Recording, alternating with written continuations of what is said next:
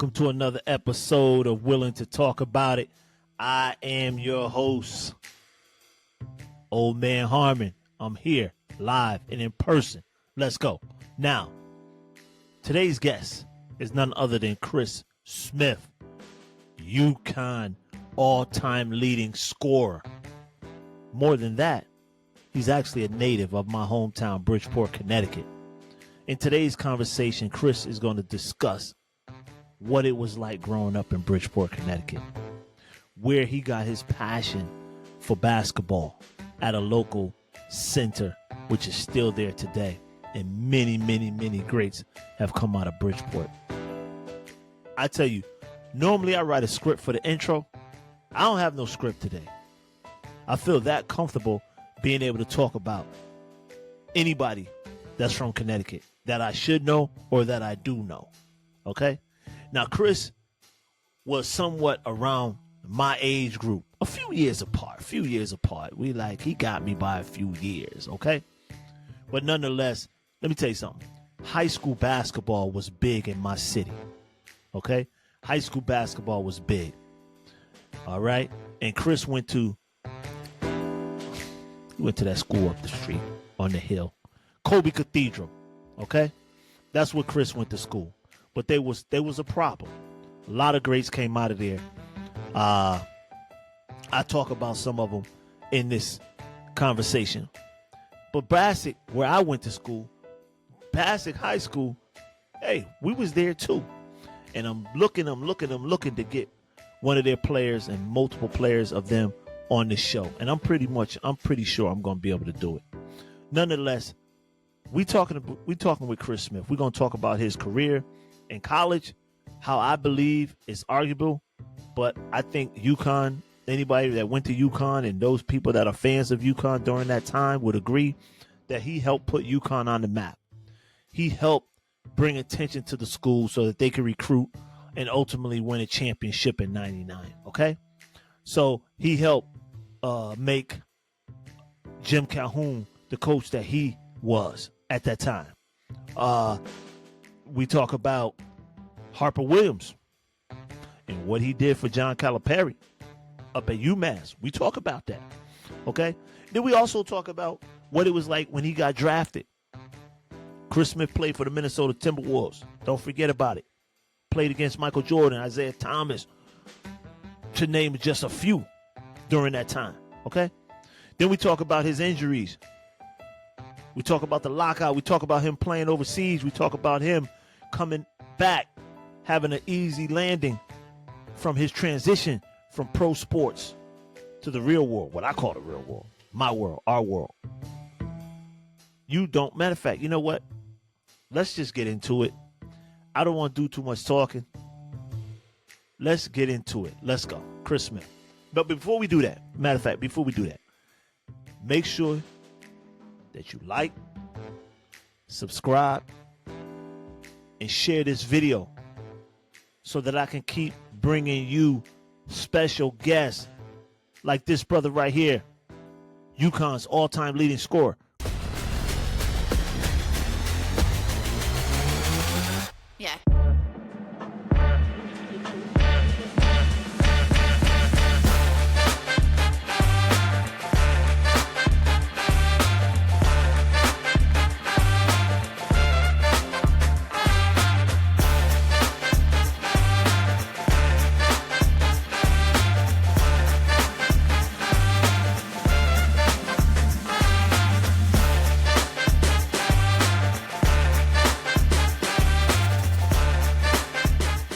UConn great Chris Smith with us today.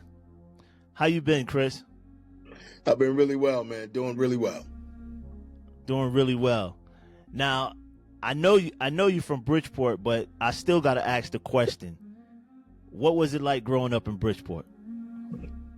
Man, let me tell you, Bridgeport's a tough place. Don't get me wrong. It's a tough place.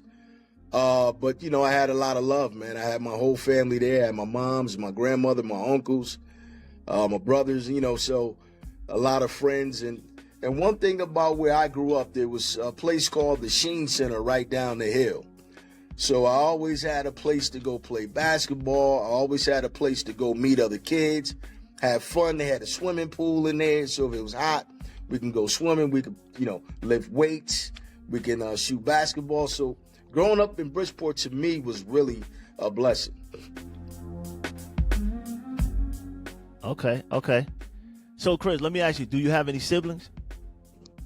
Yeah, I have, my brother passed away. My older brother, he passed away. And, yeah. And I have my other brother, Kareem. I have Brad. I have Chrissy. My father had about 15 kids, man. 15? So I got like half brothers and sisters all over the place. My sister Yvette, I got a big family, man. Okay. Yeah. That's cool, man. That's cool. So you played a lot at the Sheen Center, but how old were you? Like, what was that? Mom just dropped you off, or like, how did that come about? Like, how did that become the spot? That was the spot because where I lived, it was literally right down the hill from me. So I could ride my bike. I can walk down the hill. My mother didn't have to do anything. She worked. She came home at 7 o'clock. By the time she came home, I was tired. I played basketball all day.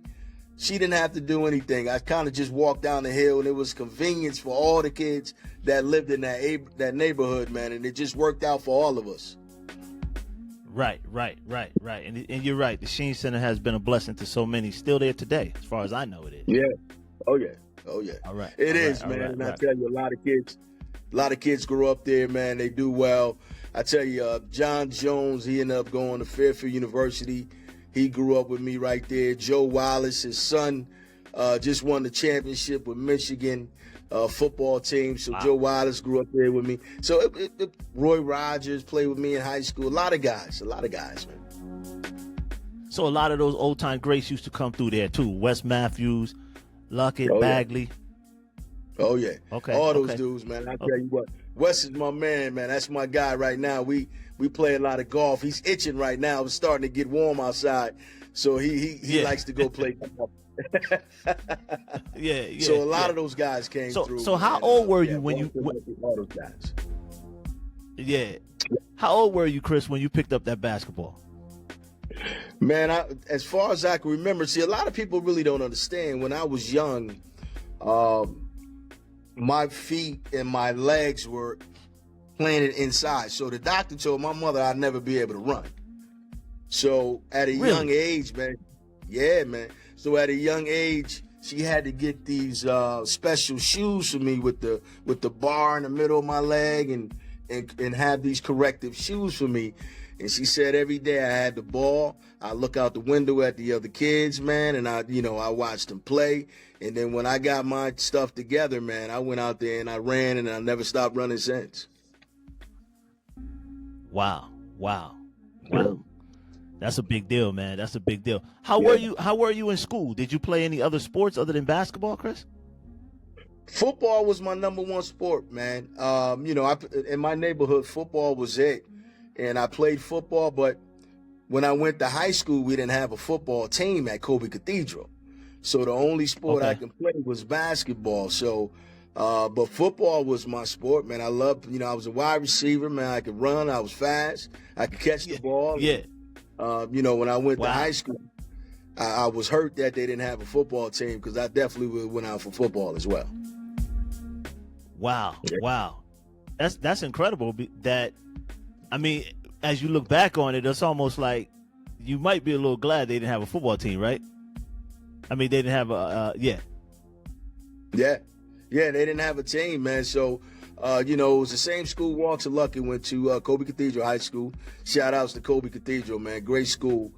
But, they were limited on funds and stuff like that. So certain teams we just didn't have, Right. So you get there, you're at Kobe. A lot of great players came out of Kobe. I'm talking Speedy, Lyle. Oh, yeah. You talking about Luckett. Some good players came out of there. When did you start getting letters, Chris? I started getting letters, my freshman year, to believe it or not. Get out of here. Yeah, man. I played varsity. My freshman year, we won the championship. We beat St. Joe's my freshman year. And I always give Chris Watts a lot of props because when we played St. Joe's, Chris Watts was the man. So Right. he had all the coaches coming to watch his games. So when we played St. Joe's, guess what? They saw him and they saw me, you know? And I got a chance to you got that exposure. I got that exposure early from playing good talent in Bridgeport, you know? Yep. Wow. So what was some of the, if you remember, what was some of the first letters you got? And did it really mean anything to you? I mean, you're a freshman, you still, like, I can't do nothing. I still got 3 more years. Yeah, it meant a lot, man, because, you know, I was going to 5-star camp trying to prove myself. You know, I was going to all these basketball camps, you know, with the likes of King Rice and all these players from New York. And, you know, they were the best players in the area. You know what I mean? So I was out there just trying to prove myself. So when I started getting letters from, like, you know, locally, even Fairfield U or Sacred Heart, my mom's was like, man, you know, you got a chance to go to school and don't have to pay for college. So, you know, we were all excited about that. And as I got older, my sophomore year and junior year, I grew, man. I grew like maybe I was 5'11" to like 6'2". You know, then I started getting invited to the Nike All-American camps and, you know, and all this type of stuff. And it really got better. Then I started getting the letters from, you know, the Syracuses and, you know, the top-notch programs in UConn and stuff like that. Yeah. Wow. So when you started getting letters in your senior year, Chris, was it just going to school or was it like, I got a chance to go to the league? Man, you know what's so funny? We didn't even talk about the league when I was growing up in high school because you just felt like the league was just so far away from you. You know what I mean? My uncles, they were New York Knicks fans, and my uncle took me to a New York Knicks game. You know, we didn't even think about there's going to be a chance that I could make it to the league. You know, what we talked about was, look, we're gonna get you into school and you're gonna get an education. You know what I mean? And so when I got to UConn, Calhoun was the one that was saying, like, your skills can transport to the next level. You know, I'm going to help you get to the next level. So he kind of implanted that more in my mind than I even did, you know, as a freshman. I was like, okay. And as I got better in college, then, you know, people started talking about it more. So it ended up working out. So let's go back a little bit. You talk about you graduate Kobe. What was that recruiting like? You decided, you had your moment. I'm going to take my talents to UConn. Yep. Well, what was that recruiting process like? Hey, it was, number one, it was great. Howie Dickerman was one of the best recruiters that UConn has ever seen. I don't know how he did it. He was at my school every single day. And other people told me, well, he was at my school too. So Howie recruited me very, very highly, along with Dave Lato. And I'm going to tell you, I almost went to Syracuse because me and Billy Owens was really close. We were like best friends in high school pretty much at the time. And me and Billy decided to play together at Syracuse. I went to Syracuse, visited everything. I came home, told my mother I'm going to Syracuse. And my mother and my family they never missed a game. She said, well, how am I going to get to Syracuse? It's 6 hours away. I can't go to Syracuse and watch you play. And when she said that, there, I was like, nah. I got to have my family here. I got to have my family watch me play. And so then I said, no, I'm going to UConn. Yep. Wow. So that's what it did. You say, I'm taking my talents to UConn. Oh yeah. And there you was up in stores. Oh yeah. And you got the nod the first year. Yeah, I got to play, man. I tell you, my mentors, Cliff Robinson, rest in peace. Cliff Robinson was a great mentor. But I'm going to tell you, Phil Gamble, man. Phil Gamble was a big-time shooter, man. You know, coming from D.C., you know, he took me under his wing and was like, man, he felt like I had a lot of skills, him and Cliff. and they felt like I could really contribute to the team, man. So they really took me under their wings, man, and was like, look, you're gonna play some minutes. And when I did play the minutes that I played, I performed.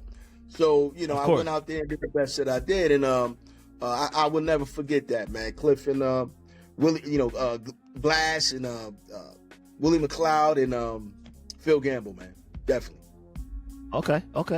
Yeah. So it sounds to me like, Chris, even while you made it through Kobe, all these letters are coming. You still were struggling with your confidence a little bit, even as a freshman at UConn. Well, I had the confidence, but I just didn't think about the next level. You know what I mean? I had the confidence. I knew I could play. I felt like I could play with anybody. I went to enough camps in high school, like the Nike All-American. I played against the best young, so I felt like I could play and make it, but I just didn't really think about the NBA until really my sophomore year, junior year. That's when I started saying, okay, now the next level, I think I can really get up there and do some things. So, yeah. Okay. So you talk about your sophomore year. Let's talk about that. You got 1990, y'all in the NCAA tournament. Y'all do some big things. Y'all make it to an overtime game with Duke. Oh, man. Oh, yeah. Final seconds, Chris. Yeah. I really thought a minute left, Duke misses, y'all bring it down court. I really thought you should have got the ball from there, from the half court line. You got the ball late in the clock, maybe 10, 11 seconds on the clock. They almost pick your pocket, and in a scramble, pass it out to Tate. Tate shoots up an air ball. Yeah. 2 seconds left. Tate George almost get the steal on the other end. That leads to a timeout. Yeah. And Leitner, who's the inbounder, he misses. Nobody picks him up. He drains the shot. No time left on the clock. What was that like, man? Horrible. That was horrible. And I'm going to tell you why it was horrible. Number one, Tate had the ball. He had it, man. All he had to do was squeeze it and hold it, and somehow he lost the ball. The game was over. We were going to the Final Four. Right. Number two, Leitner, I played 3 years with Leitner at Minnesota Timberwolves. Do you know how many got drafted the same year? We got drafted at the same time. So you know how many conversations we had about that game? And one thing I would say, he teased the mess out of me. Now Leitner thought we had the better team. He said, Chris, man, I watched you guys on film. I felt you guys were better than us by far. And we did. We won that game. We should have won that game. Just that he hit that shot at the end. But, no, he got on me real bad, man, for 3 years about that game. And it still hurts today, man. Today, Chris? You Wow. I shouldn't have even brought it up, huh, Chris? Hey, well, hold up. At some point, somebody going to bring it up when you sit down and talk to them.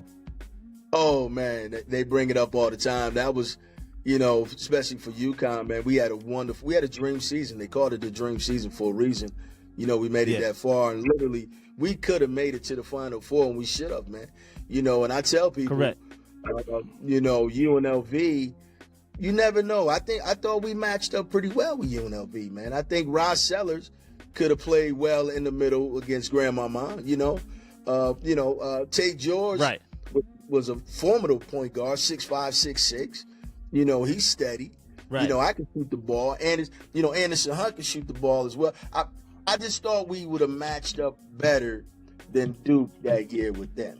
Yeah, I think you're right, man. The only thing I take, because Connecticut was right there with you, man. We was glued. You know what I mean? Yeah. I mean, we had bragging rights. Chris is there. He's doing what he's doing. We was bigging you up, even if you wasn't. Damn it, we was giving you points you probably didn't even score. You know how we do.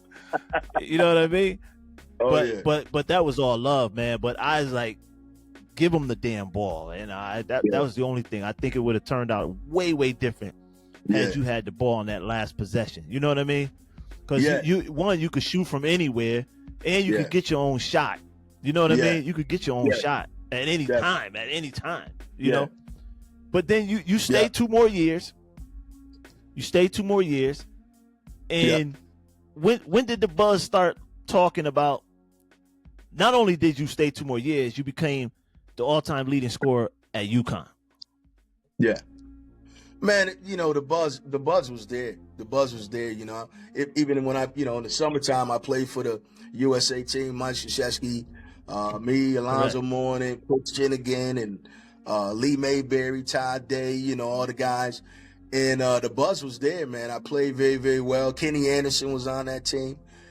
And Billy O. We had a really good team, man. And we were the last team before they brought on the pros. You know, we were the last The pros, team. right? Yeah. And because we got beaten, and they were like, "Nah, no more college kids. We're gonna go with the pros here on out." But Right. no, the buzz was at school. The buzz was there. But you know, at my time, everybody stayed 4 years. Like Alonzo Mourning was at Georgetown. Dikembe was at Georgetown. All these guys stayed 4 years.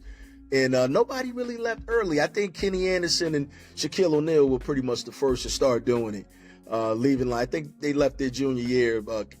Shaquille maybe left his junior year, something like that. But you just played out your all 4 years, and then you wish for the best after that. You know. Yeah. Now, looking back on it, you probably could have left after how many years? You probably could have left. Put it like this: if you were playing today in college, what year would you have left? Probably the dream season, my sophomore year. My sophomore year, I had a really good year. Yeah, and the draft was pretty weak at that time, my sophomore year. So, when I came out my senior year, I mean, it was loaded. But my sophomore year, I think I could have came out and probably a little higher. Yeah. Wow. But you guys had some great players come out of UConn. I mean, you talking about Kimba. You talking about Drummond, Rudy Gay. Jeremy Lamb. Rice. You had a lot of guys. But let me ask you this though, Chris. You kind of put UConn, if not UConn, Jim Calhoun on the map. Yeah. You know what? Coach always says that, man. He said it in the paper when I was getting honored. They interviewed him. He said, "Look, I was the jet for the team, but Chris Smith was the fuel." You know what I mean? And I appreciate that. I appreciate that, man. Even for him to say that, he's a Hall of Fame coach, and for him to say I was the fuel for the jet, man, it just says a lot to me, man. It says a lot, for, that he respects me that much, and feels that way about what I did for the program. Yeah, and we talk about another Bridgeport great that, in my opinion, put a coach on the map, John Calipari, which when Harper went to UMass. Oh yeah. I mean, we wasn't really talking about John, but when Harper went there, and they started doing winning. some big things up there, man. They started winning. Exactly. And so I think in a lot of ways, I mean, we talk about Bridgeport players, but we talk about those coaches that saw something coming out of there, and look at how their careers propelled. You know what I mean? Man, exactly, man. And then look, I mean, you talking about John. Look at the team Hardin had, man. They had John Bagley and Wes Matthews on one team. That is crazy. Yeah. And John Bagley didn't even start. Right. He backed up. Right.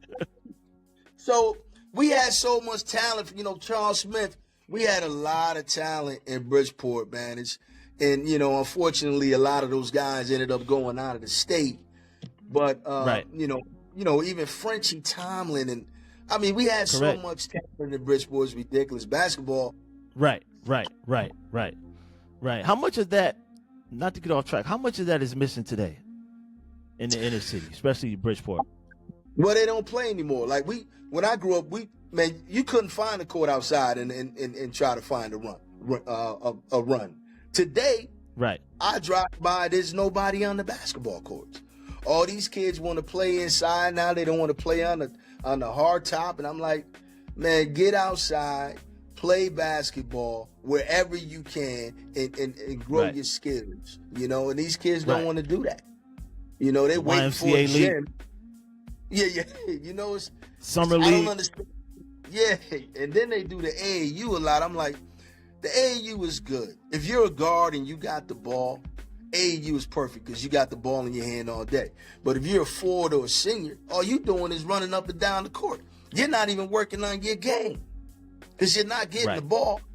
So it doesn't make sense to me. I tell these guys, look, do what we did, man. Play one-on-one. Work on your skills. Work on your drill. Get outside. Hey, play with an imaginary person. Who cares? Work on your skills, man. You know, don't play that AAU all day. And then you say you played 3 games and you worked out. Now you're tired and you going home. You didn't do nothing. You didn't do nothing. You're right. Well, see, but Chris, you got to tell the whole story. There was a time where our parents would kick us out the house too, so we had to be outside. We had to be outside, man, and that was the blessing. And you know, I was blessed because I had a court right there where I lived at, and then I had ample kids that grew up with me that loved the game, and they wanted to be good too. So we played one-on-one all day and all night, man. Yeah. Wow. So 92, you get drafted. Yep. Minnesota picks you in the second round. Like you said, Shaq went first that year. And at that time, let's just set it.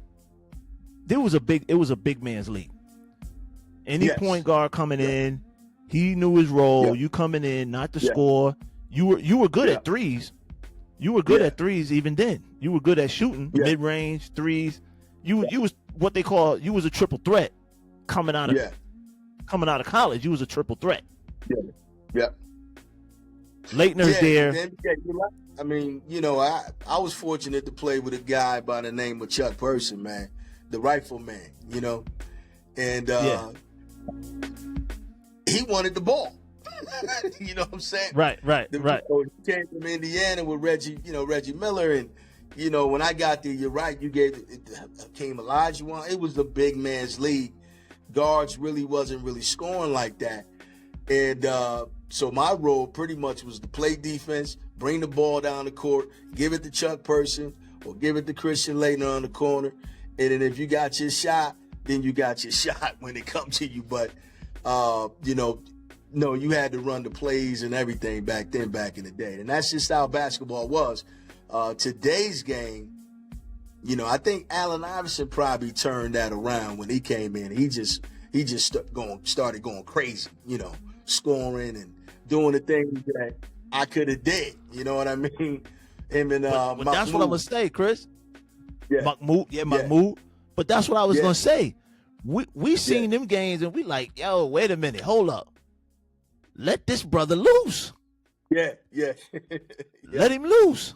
You know what I mean? Yeah. And, wow, that's crazy.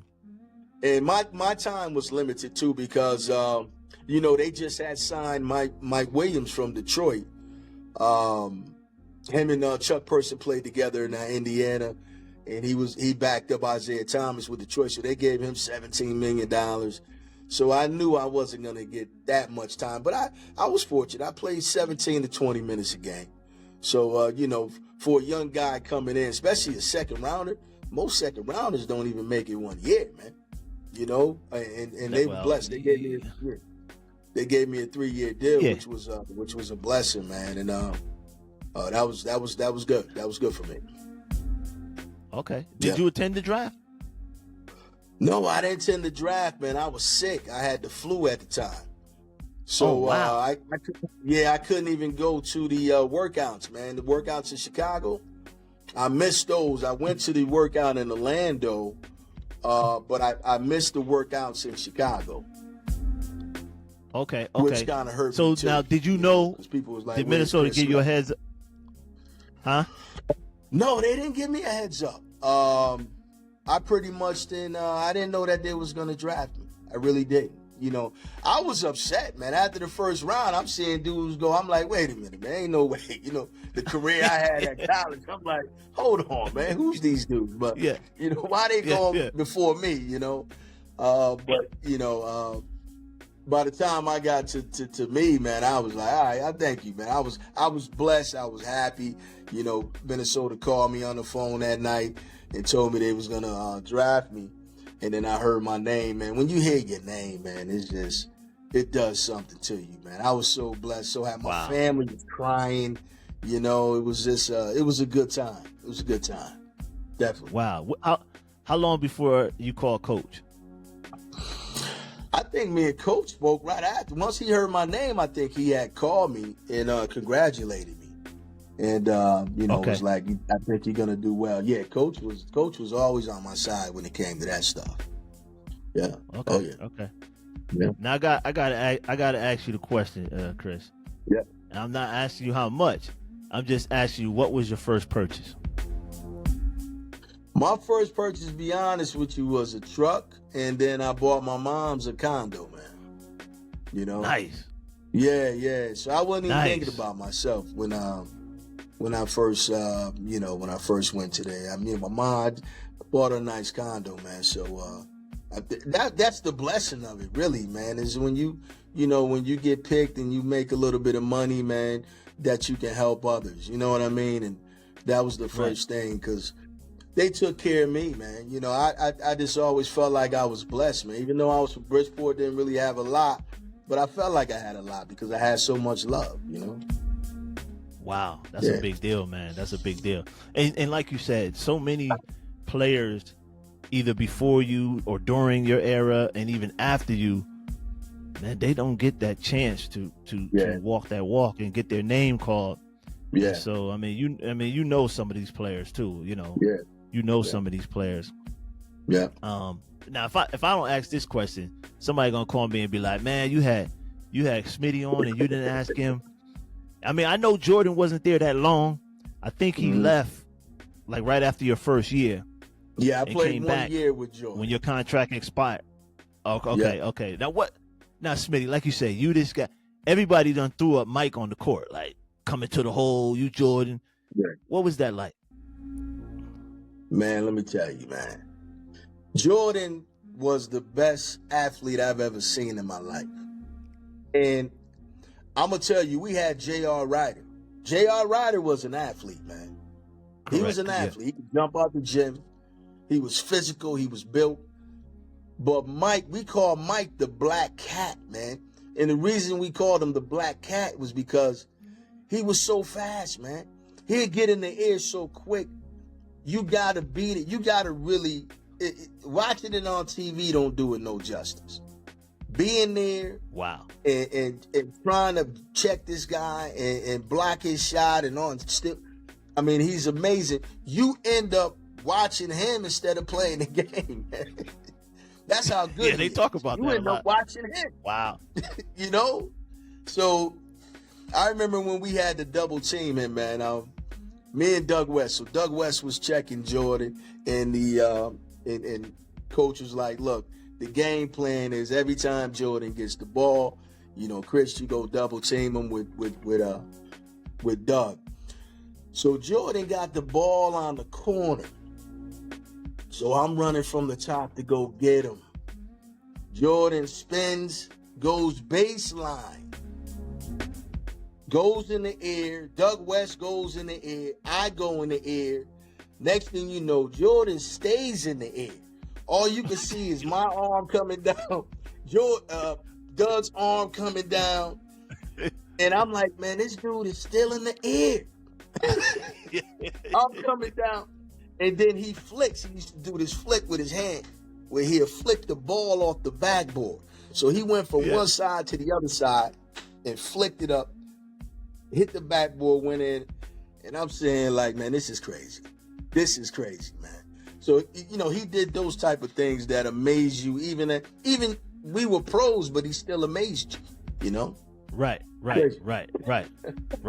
Wow, man. Wow. Yeah. So let me ask you, I spoke to I'm not going to say his name, but I'll just say he was known, if there is such a thing, as the Jordan stopper. Okay? Who's this? Okay. Nah, you'll catch it. We'll talk after. So I talked to him, And he said, man, when I had to play Jordan, man, I couldn't sleep, dude.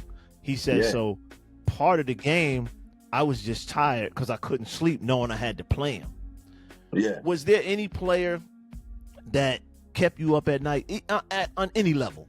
High school, college, pros? Was there any player that put that in you like, yo, damn, I got to go against this dude tomorrow? Well, I'm going to tell you, my idol was Isaiah Thomas growing up. I always wanted to be Isaiah Thomas. So to play against him, I felt like I needed to get ready. When I saw the Detroit Pistons on that calendar, I felt like, I'm playing against my idol, man. And that's one guy that I felt like, look, I got to tie the shoes up because Isaiah, Isaiah came at you, man. Him and Dumars. Yeah, he gonna give it to you. Dudes, they're gonna give it to you. They're gonna give it to you, and they ain't gonna stop either. You know what I'm saying? So ain't no mercy. So that's one thing. So I idolized him, man. And it's so funny. While I was playing him, man, I was, number one, all basketball players like to learn, And I'm a young kid. I'm like, man, this is my idol. So I'm watching his moves, how he, try to get to the hole, how he dribbles. So I'm watching everything, and then so that was the blessing. So I would definitely say Isaiah Thomas, man. Yeah. Wow. Credit to Isaiah, man. Not always liked by everybody, but that's a great thing. That's a great thing. Yeah. And then eventually, like you say, your contract expires, but you still continue basketball and pro basketball, offshore, international. Yeah. How did that decision get made? Well, in '95, we were in negotiations with Minnesota because my contract was up. But that's when the lockout hit. So the lockout hit in '95. So I couldn't talk. We couldn't negotiate. We couldn't do anything. So I signed the contract in Europe. Rolando Blackman that played with the Knicks and all that. Yep. So me and him signed in Europe. And 3 days within I get to Europe, I'm in practice, bringing the ball up. Pow! My Achilles tore. Oh, wow. So, man, I thought somebody hit me with a bat. This 3 days within I get there. So I turn around and I fall to the ground, and then you could just see the guys throwing towels over my foot because my foot was dangling and all that. So my Achilles had just exploded. So I was so blessed that I went to the team that I went to because I stayed there for 2 years, man. I stayed in France for 2 years rehabbing. And they took care of me. I did the surgery in France, everything, man. And I tried to get back in. So in '97, so after the 2 years was there, in '97, Pat Riley calls me. This is crazy. Pat Riley calls me and says, Grace, me and Bimbo Coles, he had Bimbo Coles at the time. Me and Bimbo Coles, we have the same agent. So he calls me, he says, look, I want you to back up Tim Hardaway. I leave France, I fly down to Miami, man. I work out, vet camp, the whole nine, me and Tim Hardaway working out every morning. I'm like, man, I'm going to make this squad because they didn't really have no other guards other than me and Tim at the camp. So I'm like, man, this is a good opportunity. My agent knows it, what's going down. Second lockout in '97. So in '97, number one, my body wasn't the best anyway because I was coming through my Achilles tour, and I didn't play basketball for like a year and a half, man. Right. So I was still a little bit out of shape, out of touch with the game, and so I was getting up every morning with Tim. We working out and stuff. And in '97, man, that lockout came again. So I went back to Europe, man, and I stayed in Europe. That was it. Yeah. Wow. I knew there was a story, man. Yeah. I love this, man. I like where this is going, Smitty. So we hear that all the time, though. We hear I'm not in basketball shape. Yeah. For someone who never played the sport, don't really understand what that means. What does it mean for a basketball player, for somebody to say, yo, I'm not in basketball shape? What do you think you have to do to say, okay, now I'm in shape? You got to play. You got to play against top-notch competition.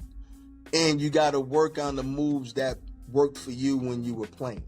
So when I tore my Achilles, my thing was I had a nice pull-up jump shot. I could stop on a dime, pull up, that type of thing.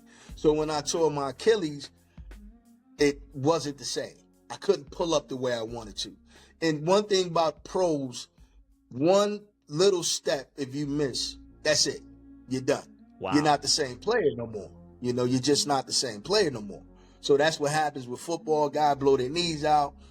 Baron Davis blew, people that blow their knee, they're still good. If you're looking at them, they're still good, but they're not that best like Stevie Franchise when he first came in. Then he got hurt. That's it. Right. Once these guys get hurt, man, you lose a little bit, and that little bit is enough for you not to be the best anymore. So when I tore my Achilles, man, I noticed that my planting, trying to plant to the left or plant to the right or pull up, wasn't the same. So you got to kind of change your game, and you become a different player. You know what I'm saying? Yeah. Wow. How much is going to the league, Creek? How much of it is timing and getting with the right organization? Coach Calhoun started to get to know management, people, and he started talking to pro coaches and stuff like that. So you really need to get with a coach that kind of knows the ins and outs about the NBA, knows some people, and can make a call and say, look, you need to come down to my practice and take a look at this guy. So at UConn, man, I used to have the Clippers and all these teams at my practices every day.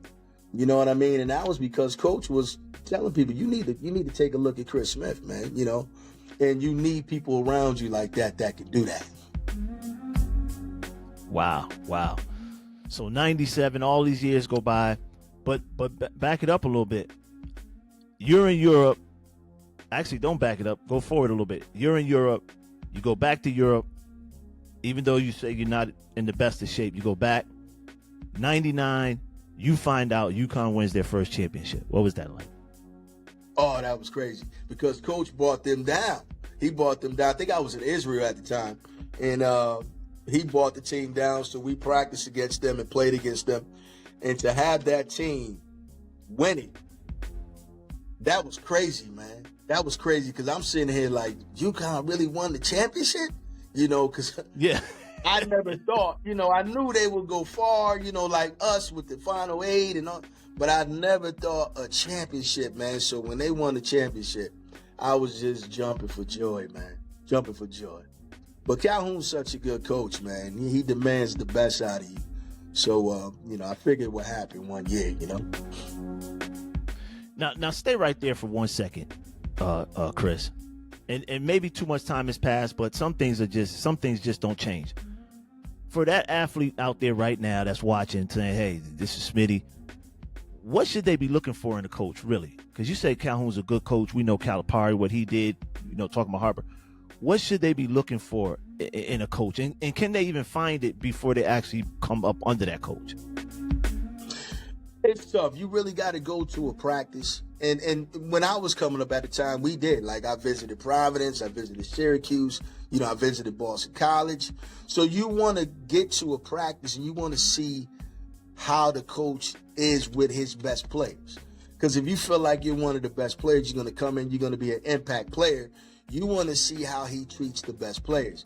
And I just remember with Cliff Robinson, watching him, and Coach was on him all the time. You could do better. You could do better.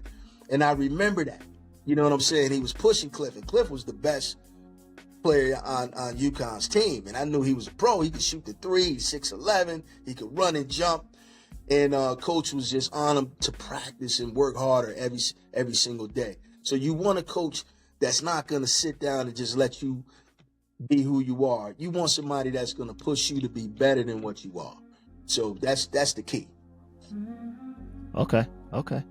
And some of these, some of these kids nowadays, man, they got that entitlement though. You know, Smitty, they got that entitlement. They don't want to work, man.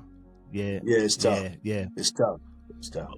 Yeah. What was that transition like? I mean, eventually your career ended. Great career though. I mean, the longevity you had, man, and just knowing the longevity, even overseas, and making it to the league out of Bridgeport, and 3 years, and to be honest, like I said, I've said it before, it was a big man's league. It was a big Oh man's yeah, league. big man's league. But what's the transition? We hear the stories about guys getting out of professional sports, period, and not landing on their feet. Why is that, and how did you deal with that? Man, you know what? It's tough. Don't. I'm not gonna say that it's not tough, because first class flights, Ritz-Carlton hotels, eating the best, all that stops. All that stops. Yeah. So that's tough. That reality check right there is checked off. You're not staying at the Ritz no more unless you're paying for it. You're not flying first class unless you're paying for it now. So that's a tough transition, because a lot of these kids, when that stops, they don't have nothing to fall back on. That's when you said, how was it when I grew up in Bridgeport? Number one, man, Bridgeport is one of the best places you can grow up, because number one, my family was there for me. And not only my family, I'm talking about my friends where I grew up at. Everybody. I can go from any town and people gave me love. You know what I'm saying? Because of that basketball. And so I didn't miss a beat. So when it was time for me to finish, man, I just knew I could move on. Because I had the love. And then my mom's worked at GE 40 years. So I saw that every day. My grandmother worked at Sikorsky 40 years. I saw that every day. My uncle worked at Sikorsky. Then he worked at Remington Steel. So I seen people that you keep it moving. You got to keep it moving, Right. And not only that, let's not forget, you stayed 4 years. Yeah. So you got your degree. Yeah. Yeah. So you got a negotiating chip. Now you got a chip. Yeah. You got star power, and you belong there. You belong there. Yeah. Definitely. And that degree is so crucial now. And that's what I hate about kids leaving early today, is because they really don't get a chance to get that degree. And my story is a lot of people's story, man. I got hurt, man. I tore my Achilles. Right. You talking about 37 years ago. When you tore your Achilles 37 years ago, your career was over. It's not like the laser they do today. When you heard of a football player back 30 years ago tore his Achilles, that was it. Even basketball or sprinter or any. So for me, I thought my career was over, and that happens a lot with kids, and they don't realize, man, you got to fall back on your degree, because anything can happen at any time. And if they could take anything from me, it happened to me. I was a pro, and next thing you know, I didn't know what was going to happen. I thought, to be honest with you, I didn't think I was going to play basketball again. Because when I tore my Achilles, man, back then, man, I didn't know what was going on. I just knew I had to sit out a year. I had my foot in the cast down for 6 months, and then they put it up for 6 months. I didn't play basketball for over a year, man. You know what I'm saying? I had to swim every day. And you were overseas, away from the family? Yeah, I was in Europe. I had to rehab in Europe, man. I was in France for 2 years rehabbing. Different food. Swimming every day. Different language. Walking. Different language. Away from your family. Yeah. Wow. So perseverance. Exactly. Yeah. Really not knowing if I'm ever going to even play again. Didn't know if, man, when I first time I started going up and down that court, man, it felt so weird, because one of my legs was skinnier than the other, because once I couldn't use it. I couldn't lift weights. I couldn't jump. I couldn't do anything. So it was an awkward time for me, man. So by the grace of God, man, I got to play again, man. Wow. So up to this point, Chris, looking back over your career, what were a couple of your greatest moments? Oh man, number one, high school, winning the championship my freshman year, and playing in that game as a freshman. Right. Number two, Madison Square Garden, Mecca basketball, Syracuse. We beat them. Big East tournament, first championship ever. UConn Big East championship. No, that was Billy Owens and Derek Coleman and Sherman Douglas. Oh, that was and my Derek stop. Coleman on that team? Yeah, Derek Coleman was on that squad. So what I'm saying, everybody thought they were going to just kill us. You know, Stevie Thompson, they had a squad. So we won that in New York, Big East tournament. And I got MVP of the game. So that was a highlight. Getting drafted, hearing my name, hearing them call Chris Smith, you going to the Minnesota Timberwolves. So those are the three best highlights out of my career, man. For sure. Wow. That's good stuff, man. Yeah. What teams do you root? What teams do you root for now? I mean, other than UConn, we know you're rooting for UConn, but what teams do you root for now, Chris? Man, I'm a Philadelphia Eagles fan. I'm a Philadelphia Sixers fan. And yeah, I don't want to see that face, D. And did you just become a Eagles fan today? Because they picked up Saquon yesterday. For a long time. Okay. I'm gonna check your. I'm gonna check your feed. I don't watch baseball that much, but I'm starting to get into it. So I'm gonna start watching the Phillies, man. I'm gonna be a whole Philly. Everything gonna be Philly, man. Oh, Jesus Christ. Man, you funny, man. You funny, Smitty. I don't know, man. Don't let the college. You're not gonna start liking their college stuff over there too, right? No. I got to keep it UConn. I got to keep it. Okay. How do you stay connected to the league? Are you a part of the programs where you can, the alumni and stuff? Yeah, I'm a part of the retired association. They got a retired association, so a lot of the guys go to games in Vegas and stuff like that. Like I just got tickets by them to go to the HBC at Mohegan Sun. They put you in the front, man. The whole 9 hours, nice. They got golf tournaments and stuff like that guys can get involved with. When I retire next March, I'm gonna be doing a whole lot more with the NBA and stuff like that, retired association, man, because keep myself busy, keep myself around the game and stuff too. Right, and I know you got a camp coming up here in Connecticut, right? Yeah, it's gonna be at Staples High School, man. January 29th to August 2nd, man. So I hope a lot of kids come out. It's going to be a lot of fun. I call it the Little Wolves. So here we go, Chris. Chris Smith, Little Wolves. Yeah. So my old team, the Timberwolves, man, they're gonna send all the kids Timberwolves official Timberwolves NBA rubber bands for the wrist, man. So the kids they're gonna be happy. Yeah, that's official too. Oh, yeah, it's going to be nice. Wow. Like we said, Chris, when you was in the league, it was a big man's league. Yeah. Put Chris Smith in today's league, what would be your nightly stat line? Man, I'm averaging 18 to 20, man. I'm telling you right now. And if I start, I'm averaging 25. That's happening. That's good. These dudes, you got to realize, when I played Derek Harper and Mookie Blaylock, they can hold you, man. They can grab your wrist and hold you. You can't hold nobody today. You can't even touch anybody. Man, I'm going right, man, please. Right. I wish I was playing today. Right, man. Right. So, Chris, I'm gonna get you out of here, man. I really appreciate you, man. I really do. Oh, man, all love, man. All love. Yeah. So what do you do to unwind, man? When you're not watching sports, just, let me chill, let me relax. You know what I mean? Yeah. It may be hard to do in Connecticut. Everybody know you, so, Yeah, you know what, like I said, me and Wes Matthews are together a lot. We play golf. I do a lot of golfing with the fellas.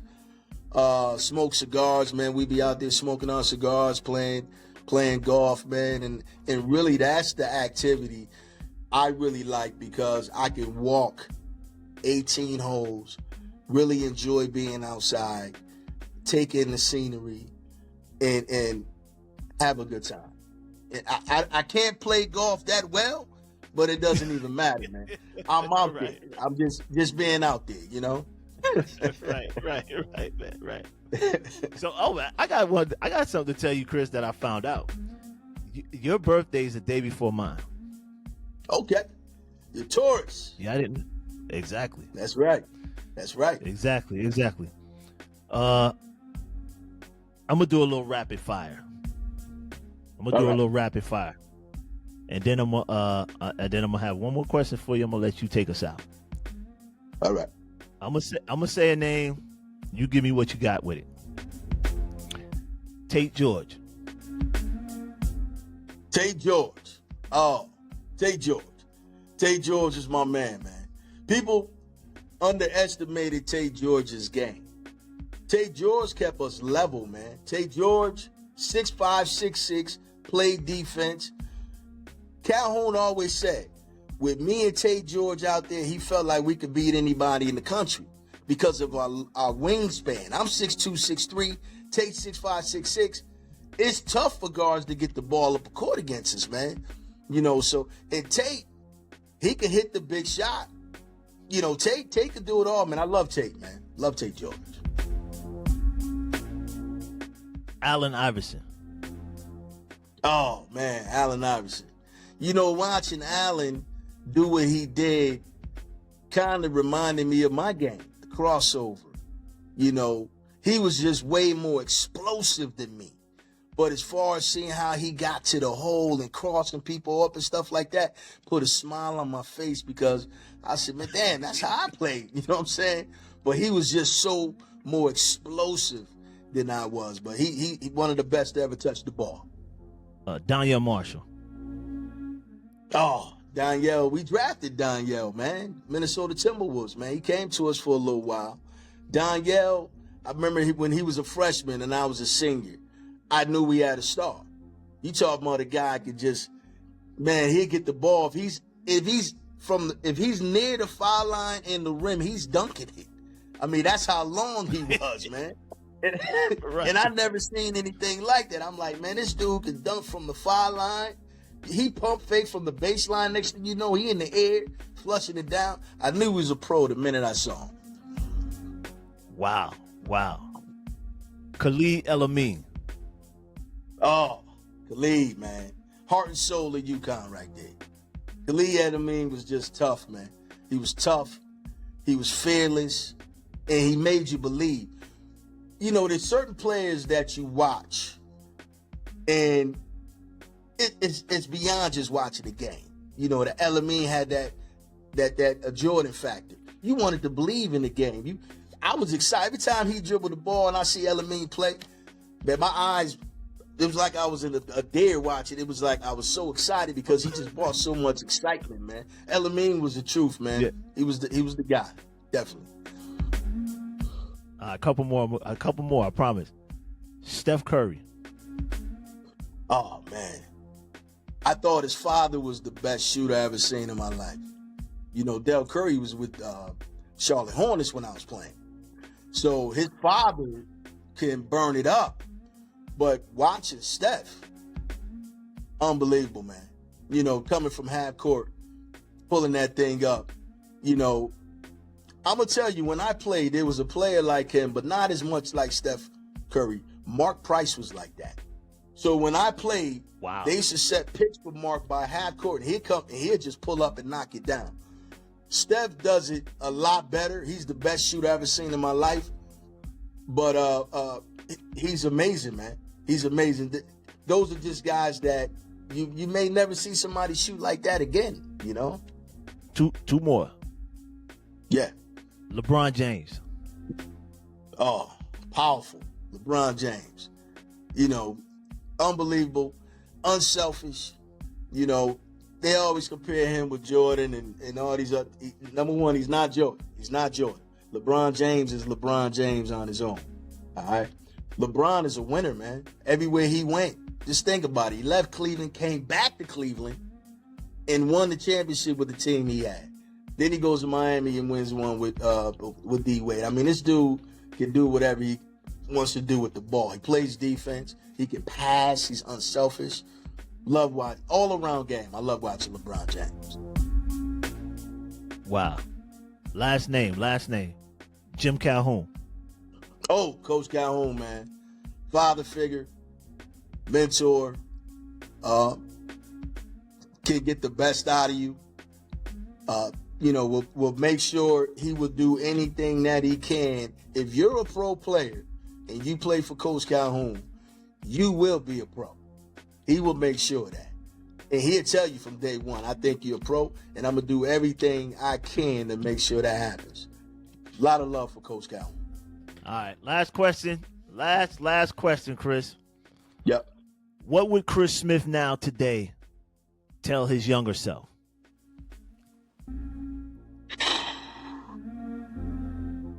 You know what I would tell my younger self? Man, when I was coming up, man, I did a lot of partying, man. I wasted a lot. You was at UConn. You was at UConn, man. I did a lot of partying, man. I would tell my young self to take care of my body better. That's one thing. And I think I really do think I tore my Achilles because I was so good in basketball that I can stay up all night and still play the next game and score 20. I didn't go, I didn't treat it like a Kobe Bryant, like, he'd go home and go to sleep and ice down and all this other stuff, man.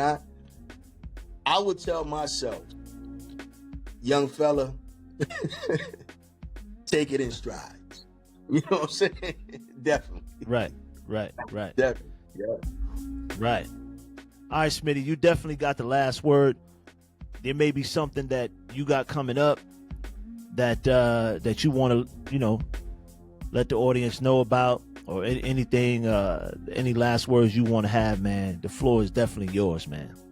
Man, I appreciate it, man. The only thing, and we talked on that, is I definitely got the camp coming up. July 29th to August 2nd. It's going to be at Staples High School at the Field House. And we really appreciate it, man.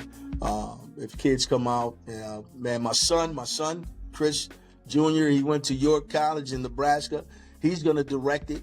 So, man, it's a family-oriented thing going on. My son, my other young son, my 14-year-old, he's going to be a part of it. My 8-year-old is going to be a part of it. My daughter's coming down from Texas. She's going to be a part of it. So if anybody can get out there, man, and come check us out, man, I think they'll have a good time. And where can people hit you up? On Facebook, Instagram? Where you at? Yeah, they can hit me up on Facebook, Instagram. Instagram, I think, is Huskies All Time 13. Facebook, I have no idea what it is, but if they hit me up on Instagram, I kind of connected both. Whenever I put something on Instagram, it automatically goes to Facebook. So definitely, they can definitely hit me up. Yeah. All right, Smitty, I really, really appreciate you stopping by, man. And when I come back to Connecticut, I got to bring me a basketball and hook up with you so you can sign it for me, man. None other than anything for you. I appreciate you, man.